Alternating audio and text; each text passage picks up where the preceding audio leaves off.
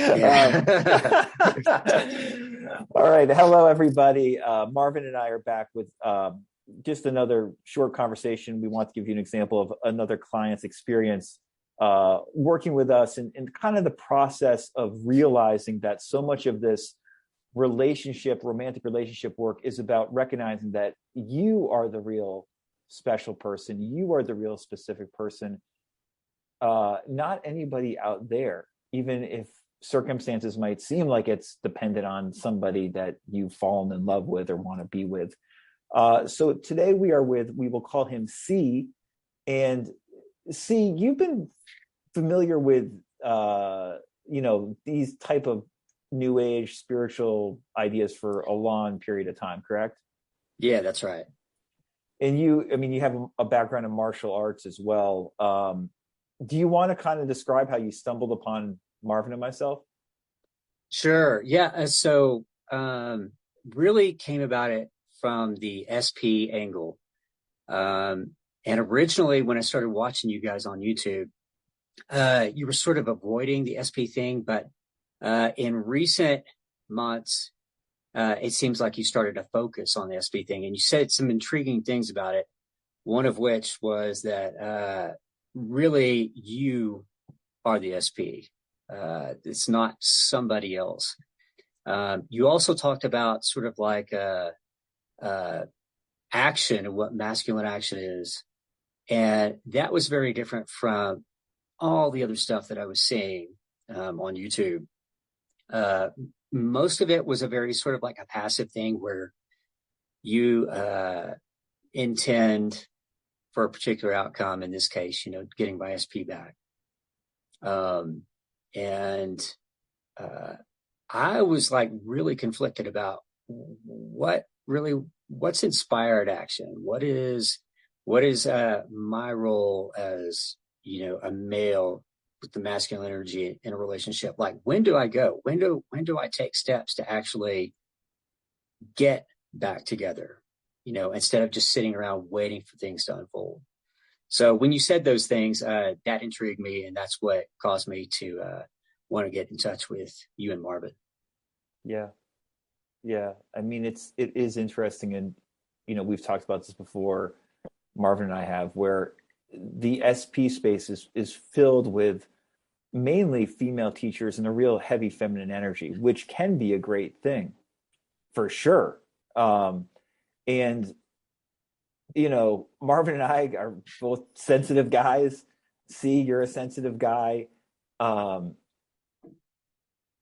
yet there's being masculine in a lot of ways and being a male. It just, one reason I personally, and Marv's been in the trenches for years with this stuff, but personally, until Marv kind of pulled me in, like a little bit under a year ago, the reason I always strayed away from it is because the advice I would give people, particularly men, in regards to manifesting their SP, is so action oriented, and I know works because I've done it in my own life and helped friends, and then many clients that are not interested in manifesting at all do it. But it has like so little to do with all of the kind of more female coach SP oriented advice we hear.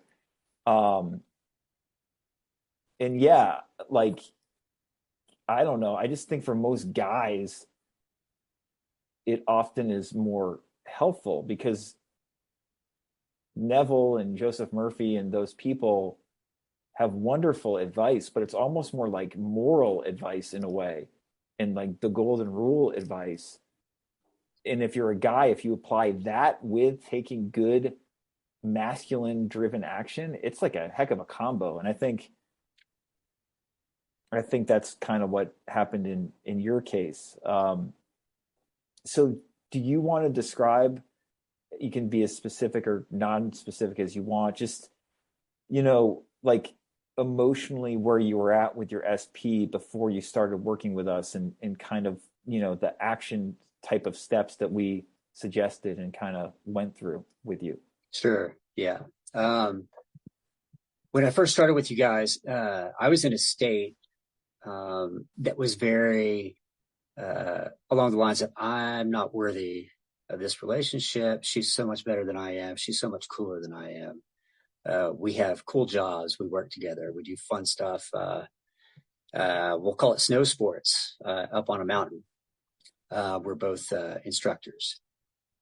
And I think that it was a long-standing issue that I'd had with, once I found something, and I really don't find a lot of people interesting just right off the bat, but with her, I was immediately interested in her.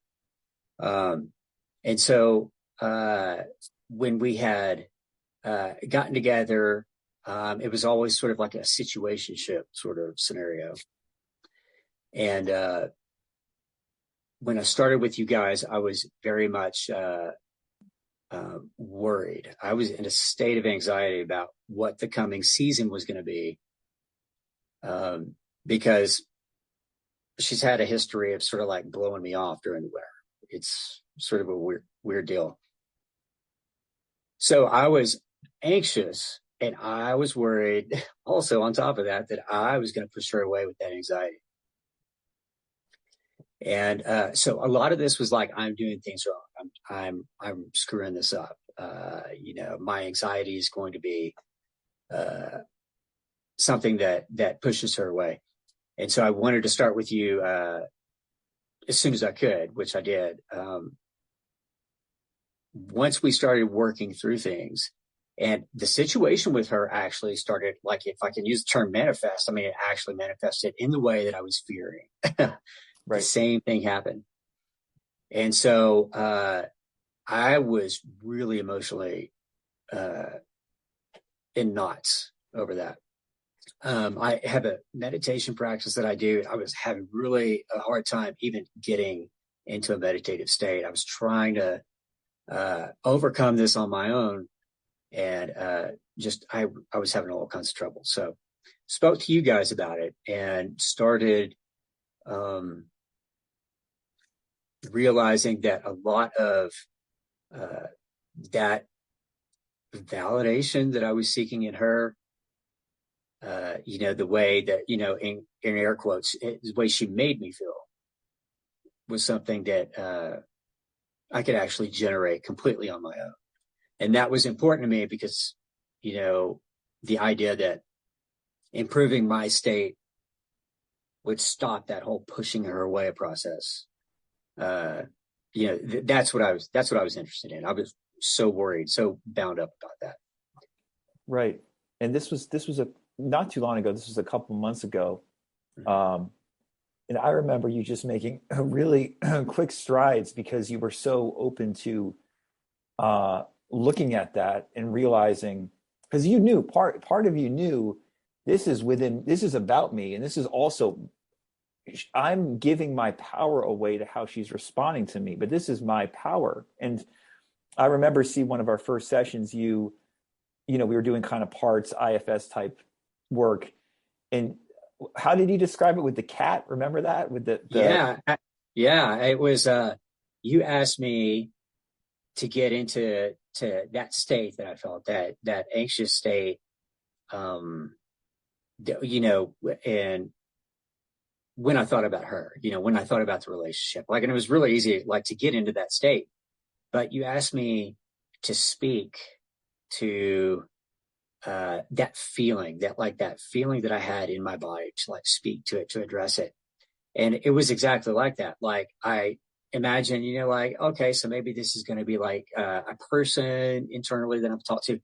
I could not speak to it. And in fact, it was like the feeling started moving around, and the image, the physical feeling started moving around in my body. And the image that I had in my head was this orange cat that, when I was trying to be friends with it, just kept running away. It just kept, it would run to one part of my body, and then it would sit there, and then I would approach it, and then it would run to the other side of my body.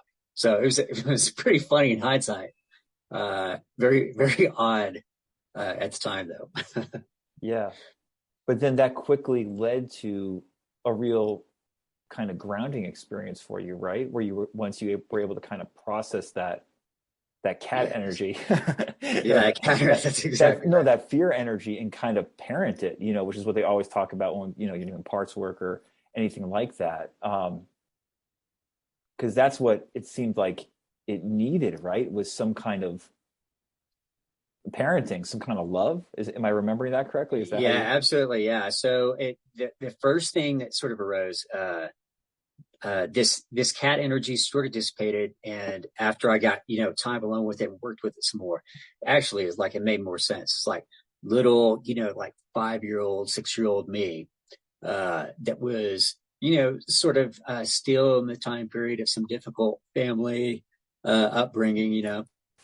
Um, that was the kid that arose, and that was the one that I could start speaking to. But out of that, sort of like trying to be gentle with this wounded kid, who was actually very fearful and like upset that people like I would.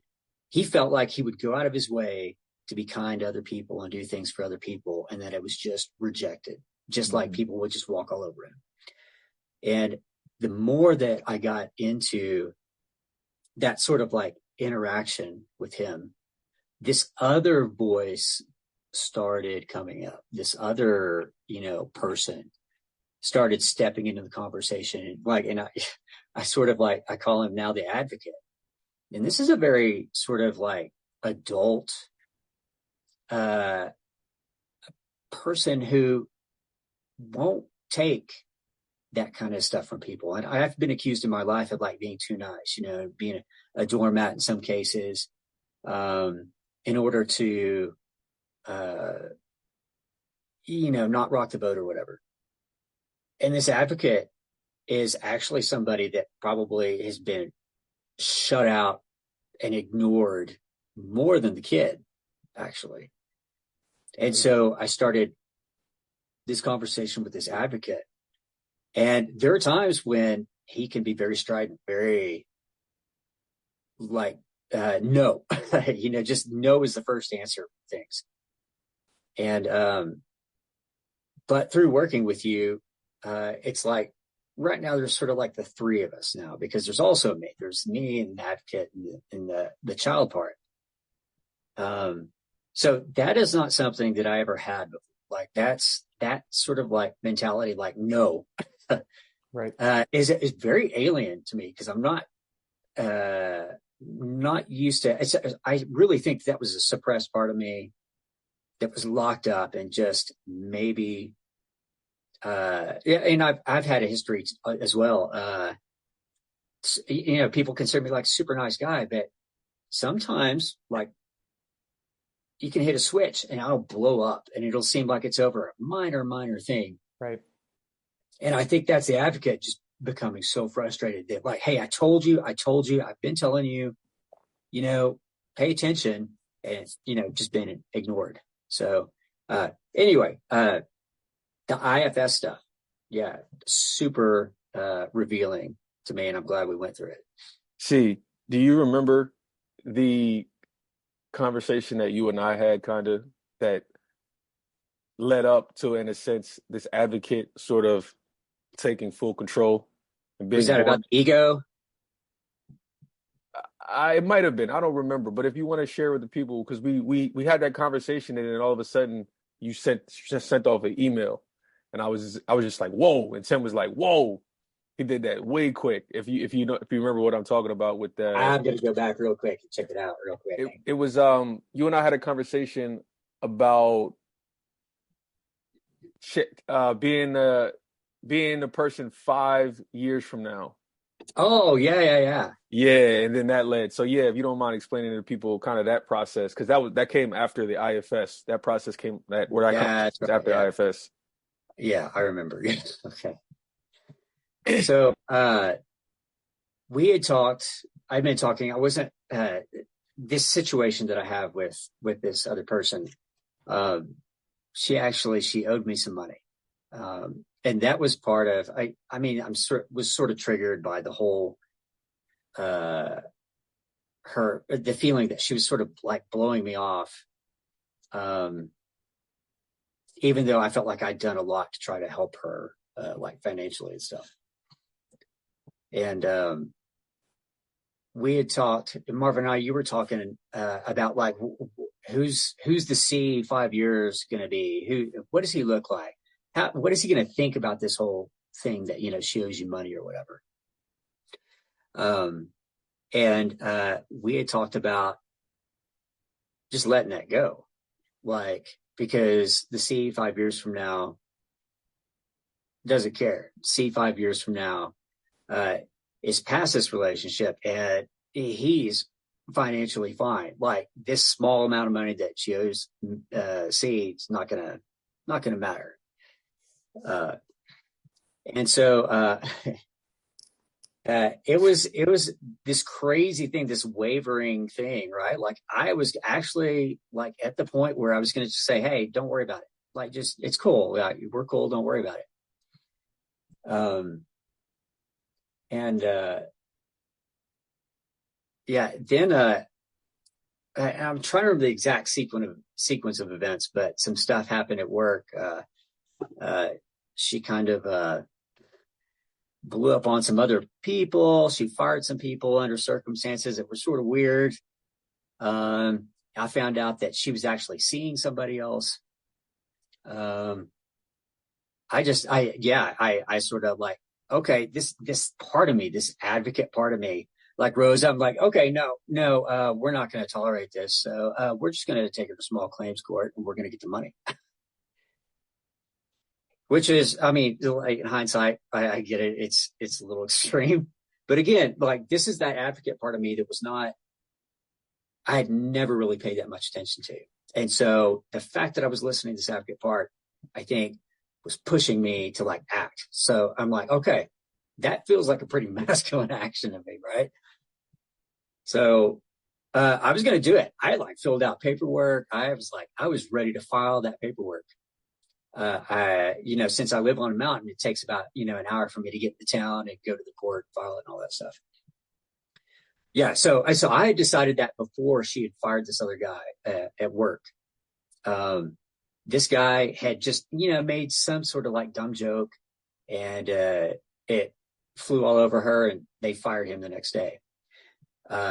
So I open up my email. I don't know any of this yet. I open up my email after deciding to take her to small claims court. I open up my email, and in my inbox is something from this guy who sent it to everybody on the mountain saying lawsuit impending or pending. And he just listed everything, all the details about what had happened. And he said he was going to sue her. He's actually a lawyer. He's going to sue her, going to sue the mountain and all that stuff. And it was just like so bizarre to me, because I was like going through all of this in my own head internally, saying, oh, I'm going to take this masculine action. I'm going to take her small claims. I'm going to do all this stuff. And I saw in my inbox the fact that he had just been fired. He was going to sue him, all this other stuff. It was crazy. The timing was crazy to me. Crazy. Yeah. Crazy. And so I sat on it. Like, I talked to you, Tim and Marvin, and I'm like, the timing on this is so bizarre. And that was, I think, the email now that you're talking about, Marvin. The timing was so bizarre that I can't really chalk it up to just pure coincidence, right?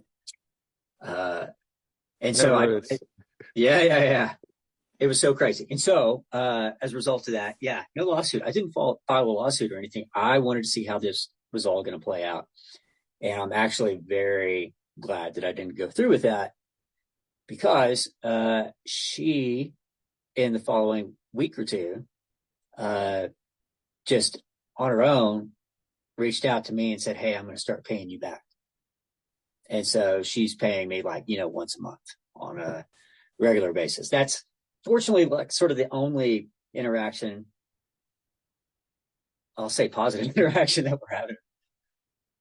But what it says to me is, like, if she didn't care about anything, if the relationship didn't mean anything at all to her, there'd be no reason for her to pay me back. I mean, other than maybe, some self-respect, like, which is like awesome to hear too, because she has had some history of like blowing people off. They just make her mad. So that was a little long-winded. Sorry, guys. No, I wanted you to share that real quick before I hand it over to Tim. I wanted you to share that real quick because I wanted you to explain to the people that will be listening about how you basically took a future event and you brought it into the present moment. You hear people like Joe Dispenza talk about that a lot, and you did that. You looked at, okay, how would C be 5 years from now? You alluded to C would not let the future C, who is, because something I said to you is the future C 5 years from now, what would you be? Would you really care about this money Right. that you did if you were financially free? Would you let people to continue to walk over you, whatever the case might have been? And so you doing that showed, you know what, that advocate part of you said to yourself, I am no longer going to let people walk over me. I'm no longer going to be this nice guy. So you literally brought, this is a perfect example that I wanted you to share with people of you bringing the future person that you see in your mind that has everything, that does everything that you want, and bringing that into the present moment. And also a perfect example of how you sort of energetically released what you were going through with the lawsuit you just talked about, because you were going to, and then all of a sudden, which could have been even more excruciating, even more of a pain, as lawsuits can be, just from a pure time perspective or whatever the case might be. And like you said, doing the paperwork, but you started it, but then you let it go. And then when you kind of let it go energetically, all of a sudden you get the email the following week, oh, wow, I'm going to start paying you back. And so, again, you could look at this and say, like you said, coincidence. You know, like I said, nothing ever is. But this is a perfect example, I think. And I just wanted you to share that in your own words. So, yeah. Cool. It's a great story. Yeah, we got about 5 minutes left, just because I got to get going. But it's a great story, and it goes to show that when you make that energetic choice and you decide to do something the way you did, see, you often don't have to actually act on it for something to happen, because you were going to act, you were ready to act. But the universe or God or whatever intervenes, and you don't even have to do anything, and something better even happens where it works out for the best. But the point is, you were willing to go to that place, which before, 5-6 months ago, you probably would not have been willing to go to. Before we go, I would like to conclude where the real success story here, in my eyes, with the work you've done over the last couple of months, is your self-concept. I mean, and this is another one. This is a prime Marvin Tim success story, where it's like, you're the SP. It has nothing to do with your SP, whether you end up with her or not. Mm-hmm. How would you describe, and the reason this was so powerful, when you went through that, should I file this small claim or not, was you were in your abundance, you were grounded. And that's what's been so impressive, is ever since we started working with you, we started identifying these two parts, this childlike part, which needed to be nurtured, and then this advocate part, and you grounded yourself doing things like Ho'oponopono and other meditative practices.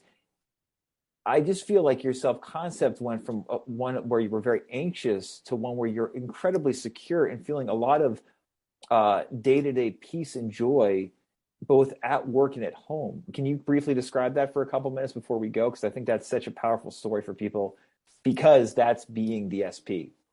Sure. My happiness was so externally focused. It was so reliant on external factors. And over the course of working with you guys, like I mentioned, being able to recognize, not just understand it from an intellectual standpoint, but actually experiencing the ability to create positive emotional states internally completely independent of external circumstances. And so, of course, that we'll call them negative circumstances, they come up, all the time, especially during the course of this, because I've got to see her basically every day I'm at work, and we're not like we were and all this stuff. And she's seeing somebody else and all this mess. So I had plenty of opportunities to put that to the test, to work on it over and over and over and over again, to feel those states. Again, I'll just call it negative, and, in quotes, negative state arise, and then being able to let that state watch it, feel how it actually feels in the body, like just not even recognize it as like the response to a bad circumstance, but just recognizes a feeling and then sink into that feeling and just watch it disappear. And just that by itself, like I've had, problems with anxiety, like my entire life. Just being able to do that is like priceless. Like being able to like recognize that when I'm, triggered or whatever, knowing that I actually have the power to like drop down into that and dissolve it. And coming out on the other side, whatever the circumstances were that triggered that, don't seem like that big a deal anymore. I've told Tim and Marvin multiple times that like I'll be standing, on the deck out there on the mountain in the morning and experience these like peak moments of joy, even though like, somebody else looking, in on like, oh, well, in quotes, you didn't get your SP back. Like I got my SP for the first time. It's me. You know what I mean? Like, I don't have to rely on other people to give me that anymore, which is like super liberating. Yeah. Yeah. No, I mean, you're again, like a great person to work with, our ideal type of client, because you were ready for that. And that's what, honestly, for people who want to do real SP work, you have to be ready for it. It's fine if you want your SP, we will help you get your SP back, or the external SP, and see if we can help you do that. We might be able to, we very well may not, but we are focused on resolving you.